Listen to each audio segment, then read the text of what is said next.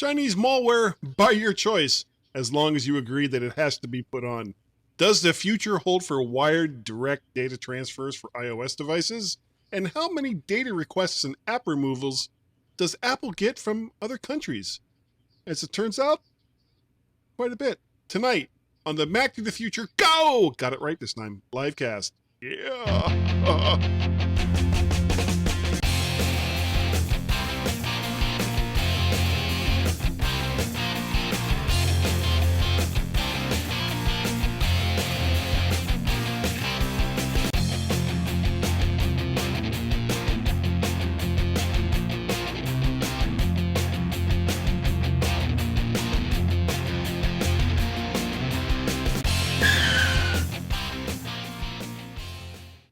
Good evening, everyone. How are you doing tonight? Appreciate the fact that you are here and watching us do this show live. And we are totally and completely live right now as you speak. I am your humble host, Guy Serle of MyMac Podcast and Guy's Daily Drive fame, which coincidentally enough, I actually have a couple of new Guy Daily Drives, so you can check your feed for that.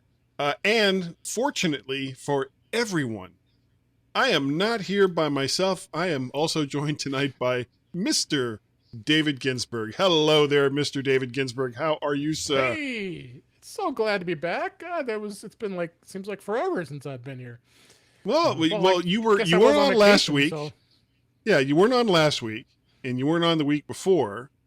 Yeah. You were on the week before then. But then, because you've been, let's see, what third world country is it? Italy. Oh, that's not a third world country. I have no idea why you said that. It's not third world. I could tell you that. No. Well, it might have been a little bit where I was staying, but that's another story. Now you had a little bit of trouble with your iPhone while you were there. Yeah, I did. What happened? All of a sudden, I'm sitting in our car. We're traveling along. I just kind of dropped the phone not very far down on the ground in the car. Pick it up and says, "Hey, let's get started." I'm like, "What? What? How could that be?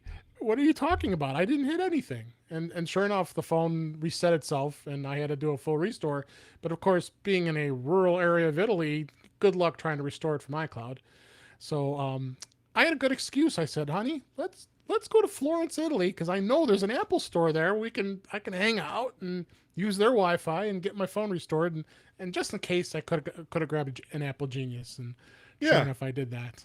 But it all wasn't the greatest because I had made the big mistake of having T-Mobile set up my phone as an eSIM, and it's not ready for prime time yet. I can tell you that right now because what happened was it reset itself, and then I was on the phone. I was on the phone with them. I was through chat. 2 hours. I said, you know what? I'm done with this. I'll just live without it until I get back, and then go get a physical SIM, and I'll be back in business again. So, yeah, it was quite an interesting adventure with that. But the Apple Store in Florence is actually pretty beautiful. It's right in the piazza. It's in the square. There's a merry-go-round that's real cool. That's outside in the piazza out there, and very old traditional type building that's in Italy. So. And I could tell you what, I didn't buy anything there because the prices are higher. Well, what is it? The area that you were in, what is it? What is it known for that it exports, or what is it that it's known for that you'd want to buy? Well, I mean, for people who want to buy any Apple products, I mean, to me, okay. I thought you were talking about like stuff from Italy, this fine bottle of wine. And this amazing, this amazing bread that we picked up. We had to bring it home. Food, I went to the grocery store and we did some shopping, and I swear we got beer, we got wine, we got all kinds of stuff, water, food. The bill was $86. 86, I think it was €86, which translated out to about $90. And I said, really? For what?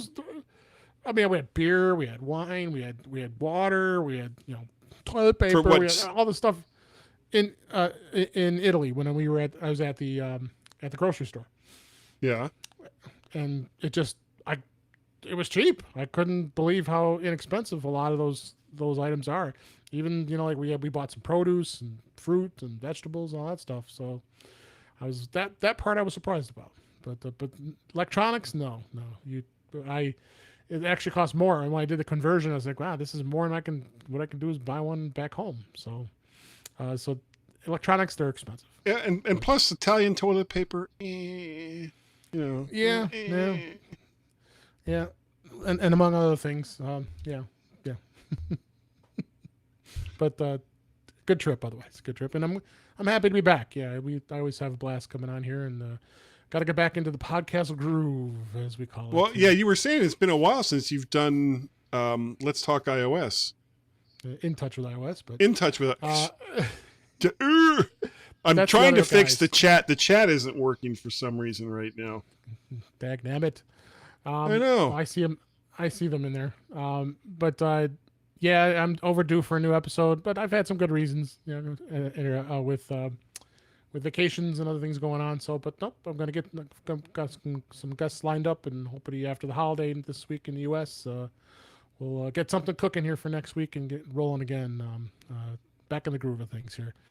But it's good to be back in the States. I definitely am glad I live in the United States. I can't complain at all. Do me a favor. Are you watching this, or are you monitoring this over on my page or the Mac Future page? I was looking at my page, but I'm now looking at Facebook, and I think it stopped. Yeah, because I can't get. I'm seeing more comments come in, but they're not showing up here. Only your comments and my comments are coming in. Yeah, the comments aren't coming in, but I do see other folks like Damon. Good evening to you, Damon, and I also see. That's it, Damon. Yeah, now that's over on my Facebook's page or Mac the Future. This is Mac the Future Go. Looks like. All right, let me go over there. It says you're live, so. Yep. And because Damon it says really bugs me. He's watching on the Facebook Livecast. Let me do a comment here. Good evening Hi to you, Damon. There. Comments. And okay, so no comments over in Mac to the Future. And it's saying that it's my account. I guess I can't set it up to do it on the redirect. Try this. Oh, that's so annoying.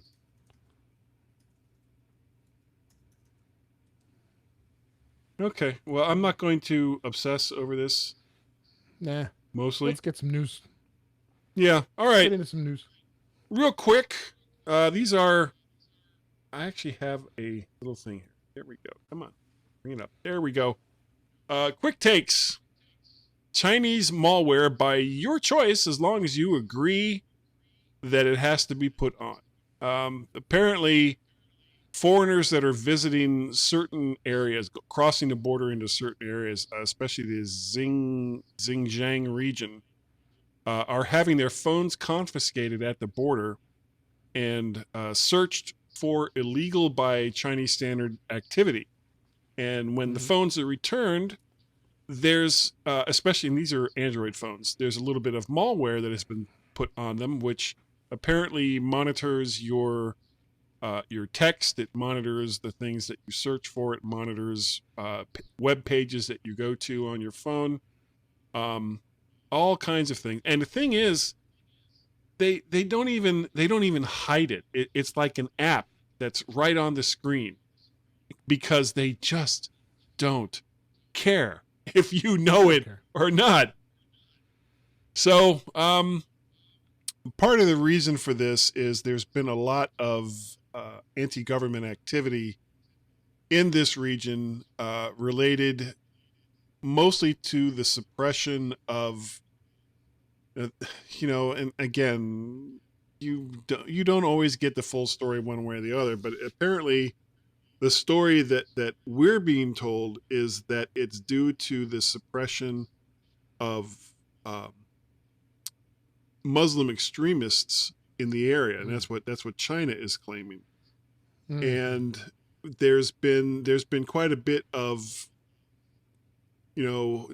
people disappearing, being arrested on trumped up charges, so to speak. And, it's just the Western reporters who go in to report on this are harassed. They're followed. This is another case of they're actually putting malware on your phones, which so many reporters these days are using as their primary reporting device for recording audio, recording video.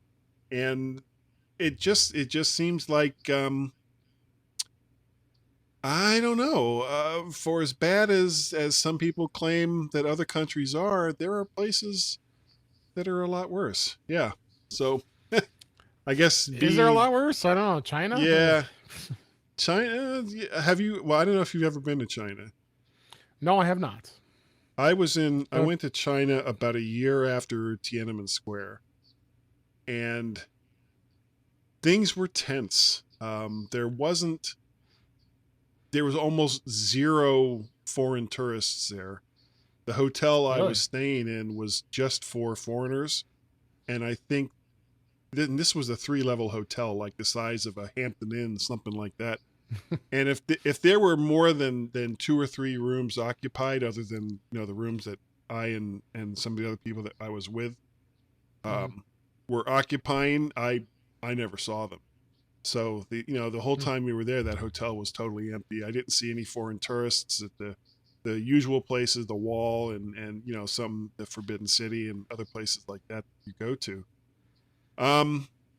Yeah, it's again, my experience with this goes back to 1991. So what it's like now in the main cities, I couldn't say, but that's what it was like when I went there. Pre 9/11 too. So. Oh yeah. Well, I mean, this is 1991. So, a year, the weird thing was while I was there was when Saddam Hussein invaded Kuwait while I was there in Beijing. Oh, wow. Yeah, and it was like, can I go home now, please? Can I just get on a plane and leave? I really don't want. I don't want to be here anymore. I want to go home. And that was actually my very, very last, other than my honeymoon, my last trip overseas. I didn't go overseas again after that. I'd had enough. So, one thing I'll say about China, and I think a lot of companies do this exact reason, is if someone's traveling for business, don't bring your personal device. get a device that's set up, secure, encryption. It doesn't work. And if they take it, then they take it. Then they can't put any crap on it, and you don't care that they did it. I mean, a lot of companies are doing it this way now. Is they're giving their employees like special tablets and special phones, but I mean, Damon made a good comment there. Let's go to China and bring my Android phone in because of course they can easily take it versus an iPhone, which they can't. So, you got to think twice when it comes to what you do with your technology in China. Everything's going to be blocked and everything's going to be restricted. So you just gotta be careful. Yeah, you're not going to have the freedom to look at any information that you may want to look up. Like, for example, you won't find a whole lot on Tiananmen Square in any of the search results that you'll get while you're in China. Right, you won't get anything. It's a happy country. We don't have anything or to else know about. It's you're happy or else. So North Korea, same way. oh yeah.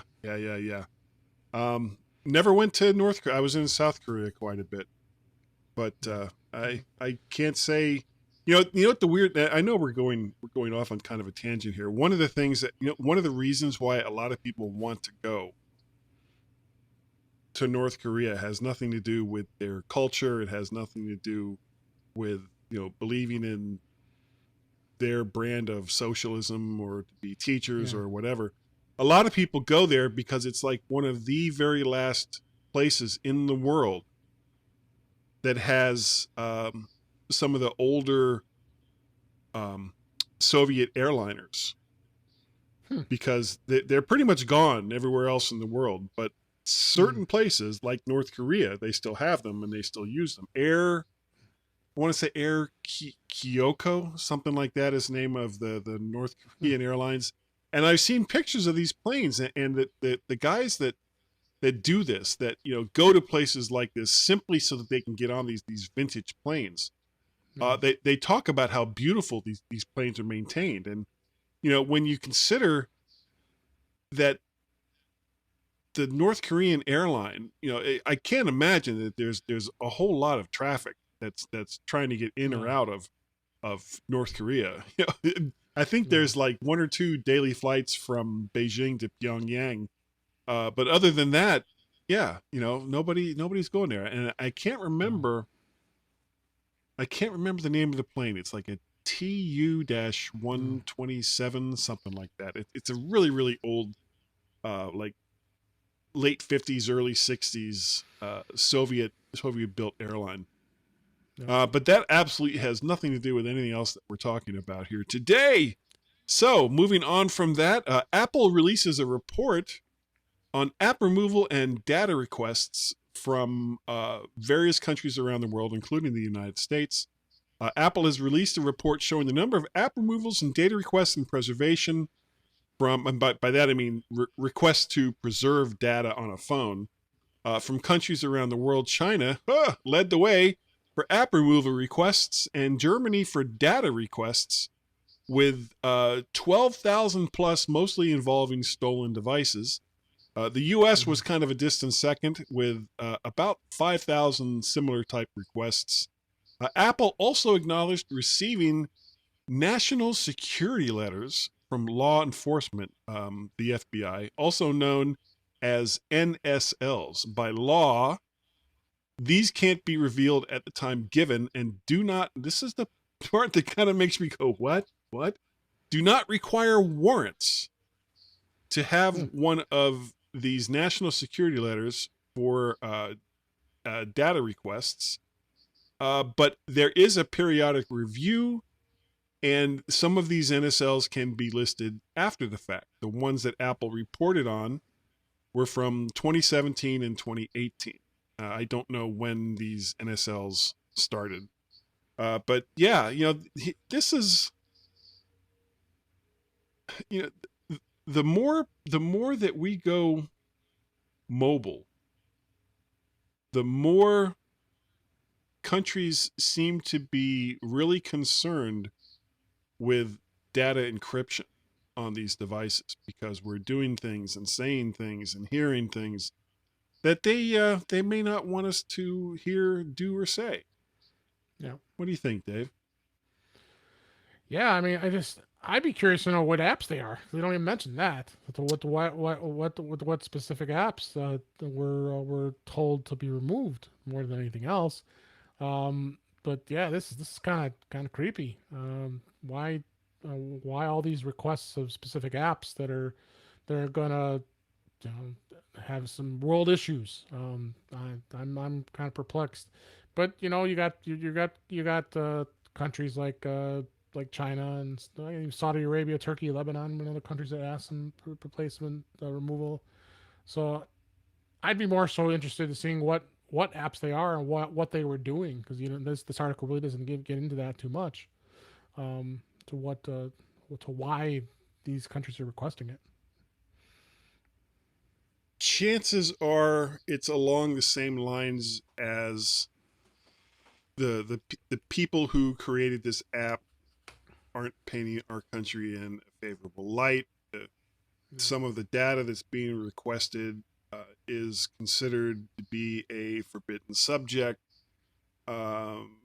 There's encryption on peer-to-peer type applications that we can't break.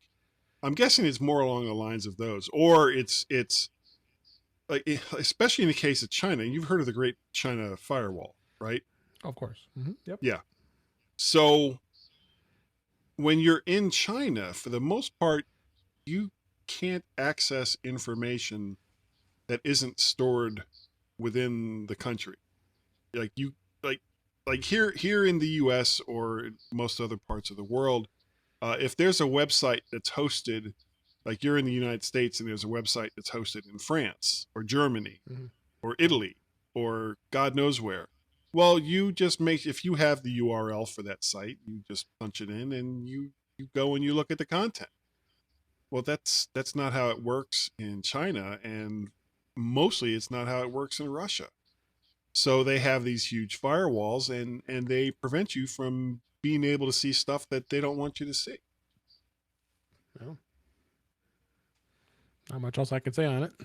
No. All right. Well, last story for tonight. This is going to be kind of a short show. iOS 13 beta shows signs for direct wired transfer between devices. This is from the MacObserver.com. iOS Beta 3 contains a graphic not previously seen in iOS of two iPhones connected by a cable. It indicated that there could be an option to transfer data between devices. Apple does not currently produce a Lightning to Lightning cable, though I guess with the camera connection kit you could get around that.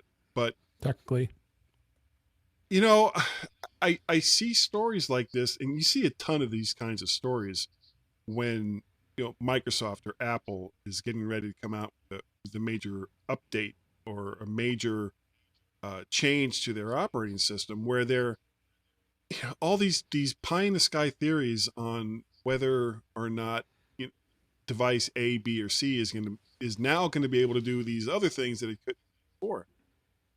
And honestly, I read that. I almost didn't include it, but it's been kind of a slow week, so I figured, okay, we can talk about this. But in a day or in a world where most of your data transfer is looking to be wireless, and Apple has really, really pushed this heavily, or where you have data transfers that are going through a service like iCloud or Dropbox or Box or some of the other cloud storage systems, why would you be required, or what use would a direct wired connection between like two iPhones do? What would be the point? well, I mean, data transfer. I mean, what's the point is because with iOS, with the advent of iOS 13 and iPad OS, you're going to be able to copy files from external devices straight on, just like a file manager. So I had this feeling Apple is also going to leave that door open to allow it to be able to hook up two devices together. Whether it be USB-C if it's two iPad Pros, or if it's See, that's an interesting. Go ahead. Or it could be it could be an iPhone and an iPad with you can go USB-C to Lightning. So because they have this new file system in place where you can copy it. And I've been beta testing on the iPad, and it's unbelievable. I'm loving it. I mean, I can't believe I can just hook up a USB thumb drive and be able to just copy my files over willy-nilly, no problem. I mean, that's what iPad OS is really being pushed as. We could be very close to it being your full-time computer. Being able to manipulating files, that was always the biggest qualm of what iPads could not do. But iOS 13, it's just a beautiful thing. You just get you have the adapter, plug it in, away you go. So I have this feeling that's what's going to end up happening with iPhones too. Well, I found it interesting that the article mentioned that Apple doesn't currently produce a Lightning to Lightning cable. No, they don't. I don't think they ever will. I don't. I think they have absolutely no interest going forward with continuing with Lightning. The newest iPads are all USB-C. I'm going out on a limb here and saying that chances are the next version of iPhones, they're going to transition away from Lightning. They're going to go USB-C all the way across, because it just makes sense. Agree with you 100%. And with Johnny Ive now kind of on the outside looking in, even though he still has a prominent contracted position within Apple to look at designs, some of the choices that Apple has made over the years have mostly been done for making devices thinner and thinner and thinner. Yeah. Well, if that's no longer a concern, then what is the point of keeping Lightning when you have an international standard like USB-C? Now, 100%. I mean, you just came back from Europe. One of the things that Apple is Yep. and I believe this is still an ongoing concern, one of the things that Apple has been having trouble with the EU has been the fact that they use this proprietary connection, the Lightning port, as compared to almost across the board all the Android devices that, using USB mini or micro. Micro USB, yeah. Yeah. So if Apple can switch their entire portable line to, away from Lightning and take it to USB-C, well, then that's a problem other than for legacy devices that kind of goes away. Hey, we've been there before with 30-pin connectors. When we went to Lightning, there was a lot of belly aching, going way back on the Mac days when the floppy disk was removed. I mean, come on, guys. It's the wave of the future with technology. It's going to continue to change. The USB-C connection is much faster in the long run, and it's more universal. I've adapted to it. Yeah, ubiquitous too. I mean, I've adapted to it. I mean, I've got external drives that I use now that I convert everything. I wanted that to be USB-C to USB-C. I don't want to have to futz around with adapters and going from old to new and all that stuff. So, what's the point? I mean, because I know that's where I'm at now. I've got a brand new MacBook Pro. I mean, I had one before that, and it was all USB-C. That's where it is. I mean, my iPad Pro's USB-C. I mean, it's just. I'd be shocked if that doesn't happen when they announce all the new iPhones in the fall. Except for possibly whatever the new low end is. Like right now, right? Exactly. The low end 10 phone is 10R. Right. So I could see whatever the next version of the 10R is. Now, I know that they're still selling 7s and they're still selling 8s. Yeah. But I'm guessing with this next round coming up, we're going to lose the 7. It wouldn't surprise me to see the 8 go away. Now I'm on an 8 around here someplace. I'm on an 8 Plus, and it's a great phone. I have no intention of my wife's on it too. She likes it. Yeah, unless there's some compelling, unbelievably, you've got to have this phone or your head will explode reason. Yeah, then I'm gonna. You know that. Well, I kept my 6 Plus until it stopped working, and it was no longer in a warranty. It's good. It stopped working because it's the end of the road. So. Yeah. Well, yeah, but the next low end iPhone may still be Lightning, but eventually every single iOS device that's out, and for the most part. Even on, I think, looking into my crystal balls, ball.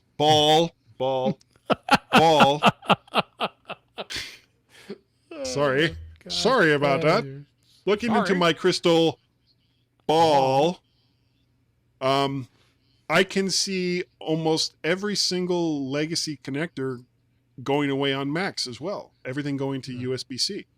What's the point of having a charging point or a charging port when you can do that through USB-C? And same thing with Ethernet, same thing with connecting up hard drives and connecting up really anything to the Mac. If it can't be done wirelessly, then it'll be done through USB-C.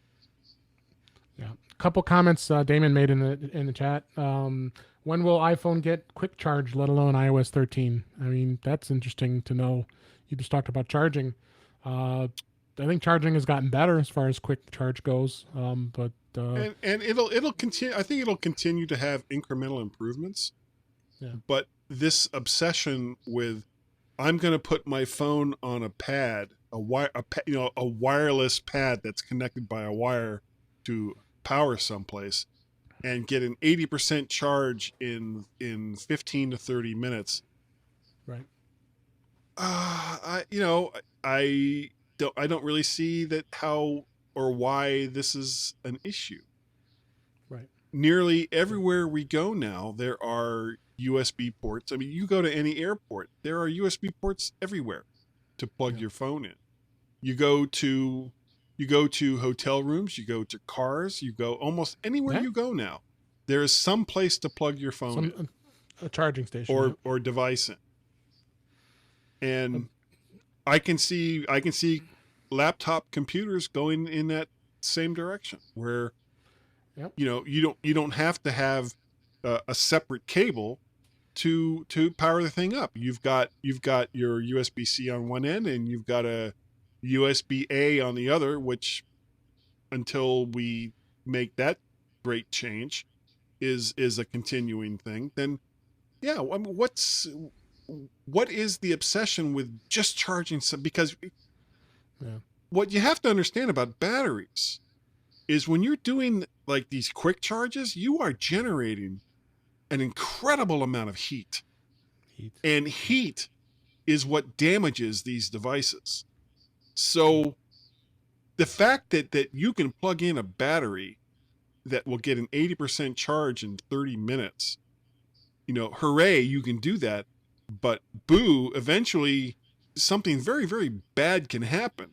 If that battery gets reduced down to a certain threshold, you won't be able to charge it that high. Right. I don't know. I just don't see how or why quick charging is all that important. But that's my It's and it's been on Android for a while. I mean, Damon again made a comment. They have Quick Charge 3 in Android. It's going to version 4. Sure. But also a good comment is Apple couldn't do the Qi charging. They couldn't. Their pad was a complete failure, and they had to cancel. Oh, totally. Totally. It was a piece of crap. Apple obviously couldn't. Yeah, Apple obviously couldn't come up with that. What's going to say that they could come up with something that's quick charge? And that's where you got to be concerned in relation. Well, to I'm concerned about the whole quick charge thing altogether. Yeah. But as far as wireless charging goes, unless something, the whole thing about, well, I'm going to take my Qi charger with me. Okay, well, it's not a wireless charger at that point because you still have to plug it into power. And I didn't when I traveled. No, just connect it directly. If you have to have something plugged into the wall anyway, right? Why would you want to have something as inefficient as compared to a direct connection as a Qi charger? Right. No, I had. It doesn't make any sense. I had the power brick sitting on the bedside for when I was in Italy.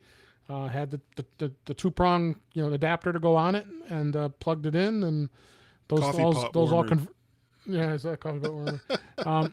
Plugged that all in, and everything charged beautifully. I had no problems charging while I was away. So even the Apple Watch charged fine. My phone, my iPad, everything was great. Even I happen to have one of the adapters that plugged into one of the MacBook Pro's plug, so I can plug in Italy too. So had that charging. So so it's it's definitely an interesting topic.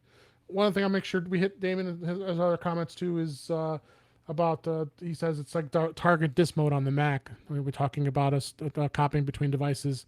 That's a possibility. There is apps already out there. We know of iMazing is one of them that you can hook directly to your computer, to your Mac, and be able to manipulate and copy and back up, and that's without. Oh, you mean your iOS devices to your Mac? iOS devices, yeah, because that's what you're talking about. Target disk mode. He's talking like more like target disk mode for that's on the Mac. Is there a target disk mode for iOS device? So iOS works I mean, the whole thing about target disk mode is that if you had, you could start your computer with an external drive, or you could do a data transfer between computers by turning off the computer you wanted the data from, connecting it via FireWire, which is kind of where that started. And then when you boot up the computer that you want the data from, you hold down the T key. And that would basically take the drive that was inside of the other computer and mount it onto your desktop so that you could do a direct data transfer. Right. It kind of went away when FireWire did, and Apple never replaced it. Oh, somebody else's comment came in. Hello, Andrea. How are you doing? Hi, Uncle Guy. Thank you. It's wow, that worked. How come Damon's doesn't work? Damon has like 1,000 comments in here. His comments aren't coming in. And don't get me wrong, Andrea, I'm delighted that your comment came in, because I was thinking I was doing something wrong. And that's not to say that I haven't been. Hey, Bob, before we go on a different topic, I wanted to bring this up real quick. Sure. There was a. Well, I have something else I article. wanted to talk about that you brought up Yeah. earlier, but go ahead. Okay, we'll do that too. We got plenty of time.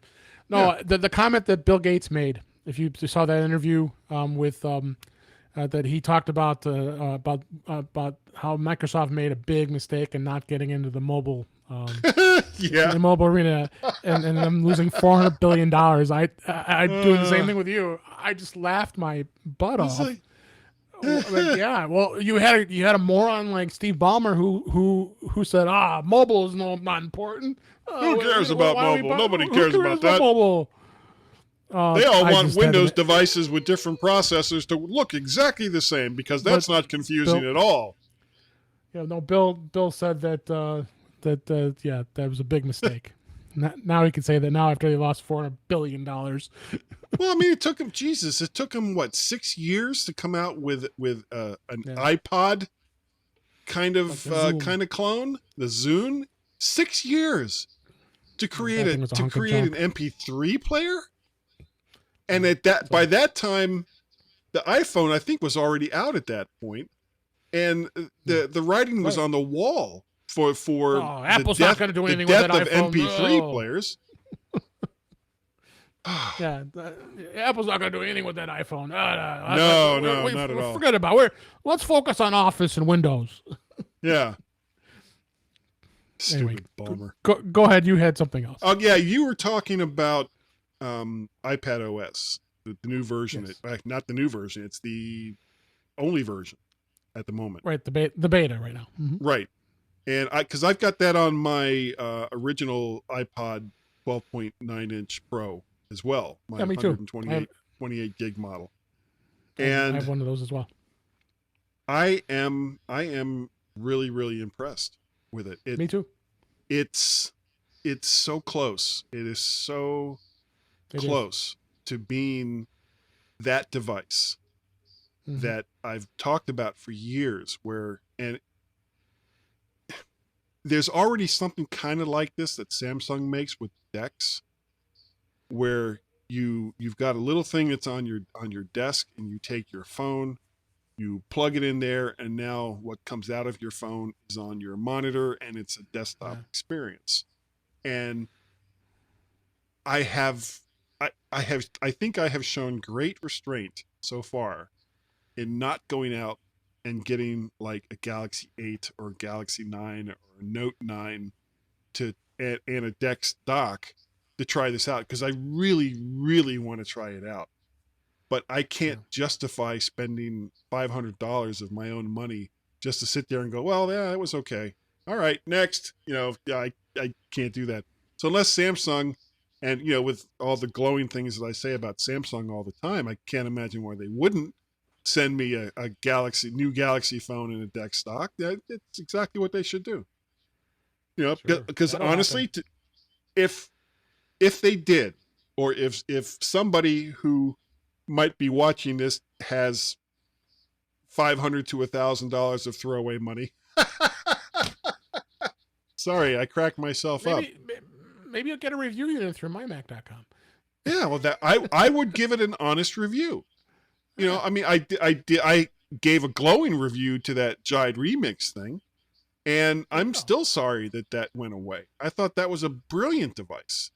To have a desktop experience with a little $70 size of a hockey puck device on your desk, it was just a matter of time before somebody took that same concept and moved it to a mobile device that you just plug in someplace. I honestly believe that for the vast majority of people that are out there, this is the future of computing. You're not going to lose your desktop. You're not going to lose your mouse or your trackpad or whatever it is that you're doing. You're not going to lose the way that you use a computer. The only thing that's going to change is the device and the size of it. So imagine you've got all of this information on your phone that you use every day, every single day. You are spending more and more and more time on your mobile devices than you ever have. Ever on your desktop computers and laptops. I'll include laptops in there. Everything that you do is on that phone. So what if instead of coming home and connecting up and transferring data to your main computer from your phone just is your computer. You just plug it in and you've got a mouse and a keyboard. This is where it's going. It's going to happen. It's going to go. Yeah. I mean, look what Samsung did with the foldable phone. That was obviously a big mistake. It wasn't ready. Yeah. But you know what? They were almost there. And then that's the type of technology that, oh my God, I can unfold my phone and have a big screen, be able to compute on it. I mean, and bigger than what was what an iPhone XS Max is, like I personally have. So, well, it's I agree with you. I think it wasn't ready. Everybody uses a mobile. It was, of course, it wasn't ready. They never should. They never should have never put released that device out. No, because but I'm just saying, all it did was it poisoned the well. Is what it did. It did. But the technology is there. It's being explored. We'll see something. I mean, I can guarantee you we'll see something. Yeah. I still don't see the point in having a phone that opens up into a big screen. You know, if you need a bigger screen to do stuff in, then that's when you plug your phone in someplace. Yeah, or a tablet. Right. So, I think unless you got something else, I think that's going to do it for this week. See, you were worried. We were able to have some good conversation here today. Yeah, I know. I had barely anything in the show notes. There you go. So, between all that other stuff, we got a pretty good show in this week, and I'm happy with it. I'm good with it. So, Dave, if people wanted to get a hold of you, how would they do it? Well, they'll be able to go to my website for my podcast, which I am going to record a new show next week. Well, In Touch with iOS. I'm going to. Don't worry. I have to. I want to let down all my fans here. InTouchWithIOS.com is the website. Check that out. I've got some good older episodes to take a listen to. You also can find me on my other podcast, which is Off the Charts HorseRacing.com. I had to take a couple weeks off for that show as well because of vacation. So, but that'll be coming back this week, as well as you can find me on Twitter at DaveG65. I'm always active out there. If you want to reach out to me on Twitter, yeah, check it out. And if you'd like to send me something, I can be reached via email, guy@mymac.com. I have 2 different Twitter accounts. I have Mac Parrot that I've had like forever, and my new one, Vert Shark, as well as the vertshark.com website that I'm kind of pushing all of my content over that I do once it's been edited and all the rest of that other happy stuff. You can also see some of the other stuff I'm doing. I do the MyMac.com podcast almost every single week with Gazmaz. We're going on, we hit the 10-year mark in March, and we have just been running since then. There's also, of course, talked about a little bit about it earlier, Guy's Daily Drive, which I'm trying to do like once or twice a week. It's like just a little 15-minute, whatever crazy crap is going on in my head that I do in my car while I'm driving, and it's probably incredibly dangerous, and I shouldn't do it, but I do it anyway. So, before we go, we are, Dave, we're like 3 weeks away. Yeah. I still haven't done my video. I still have not yet done my video. I'm still finishing my presentation, so yeah. So MacStock 2019 in Woodstock, Illinois, at the McHenry Community College. It's about an hour and a half outside of Chicago, which means it's like the easiest place to get to practically in the entire world. It's all yeah. It's and I'm taking the train this year. I think I told you that. Yeah, that's right. So we'll see how that works out. Yeah. Because jumping in with 2 feet isn't anything I usually do. Especially in that sleeper car. Yeah. It's the total cost of the conference for both days is $249. But if you use the coupon code MyMacGuy, MyMacGuy, you'll get $70 off, which will make it $179. And my God, Dave, I think you have a coupon code too. I do. If you want to use my coupon code, it's In Touch. But use mine instead. Yeah. So, okay. It doesn't matter. Use either one. We want you to be there. Darn it. We just really, really want you all just to be there. This is the 5th year for the conference. You can find out more information by going to macstock2019.com or macstockconferenceandexpo.com. I'm trying to arrange to do something like this livecast thing with either Barry or Mike, or preferably both, before the conference. They're both at this point so close to the conference that, it's really, really tough. Plus that pesky job thing that people seem to want to have. I don't get it. Yeah. I just don't get it. Anyway, I think... roving reporter, he's traveling, so it's hard. He's hard to nail down too, so... but I would like to say to everyone who has watched tonight, thank you. Thank From you. the bottom of my heart for taking the time to watch us. Also, for people who are listening to this after the fact, because this will be out on the Guys Daily Drive feed. If you subscribe to Guys Daily Drive in iTunes, you will also get this in audio form over there through iTunes and Spotify and all the rest of those. We really appreciate the fact that you take the time to download and listen to all of the crazy stuff that we do. It is greatly appreciated, and we thank you. So, before I ramble too much longer, because I'm not really known for that, I think we are going to call it an evening. Dave, thank you so very much for being here tonight. It's too bad Warren also couldn't be here. Though it does make the squares a little bit bigger here on the screen when I don't have to have 3 across 2. That's why I wore this shirt. it's certain that do you use AA's or like C or D batteries for that shirt? AA. AA. Okay. So it's very energy efficient. I like that. I like that in the shirt. So once again, thanks everybody. We'll catch you next week right here on the Mac to the Future livecast. Mac to the Future Go livecast. We'll see you next week. Say goodnight, Dave. Good night, Dave.